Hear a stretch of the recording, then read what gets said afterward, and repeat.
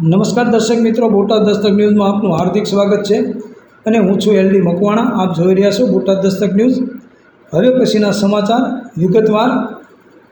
તળાજામાં જુગાર ધામ પર દરોડો.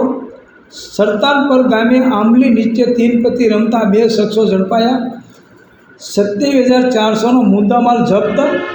ભાવનગર એલસીબી પોલીસે તળાજા તાલુકાના સરતાલપર ગામમાં જુગાર રમતા 2 શખ્સોને ઝડપી પાડ્યા છે. એક આરોપી હજી ફરાર છે. પોલીસને બાતમી મળી હતી કે સરતાલપર ગામમાં ટાવરની બાજુમાં આંબલીના ઝાડ નીચે કેટલાક લોકો ગોળ કુંડાળો વળીને તીન પત્તીનો જુગાર રમી રહ્યા છે. આ બાતમીના આધારે પોલીસે રેડ કરી હતી. પોલીસે કરણભાઈ દિનેશભાઈ વેગડ, ઉંમર વર્ષ 20, રહેવાસી ટાવરવાળી શેરી, લાલ ગેટની સામે, અને અર્જુનભાઈ ગણેશભાઈ ચુડાસમા, ઉંમર વર્ષ 19, રહેવાસી લવિંગના કૂવા પાસે ને પકડી પાડ્યા છે. અને ત્રીજો આરોપી રાજકુમાર રમેશભાઈ ચૌહાણ, રહેવાસી સરતાલપર, હજી ફરાર છે. પોલીસે આરોપીઓ પાસેથી 52 ગંજીપત્તા અને રોકડા રૂપિયા 27,400 જપ્ત કર્યા છે.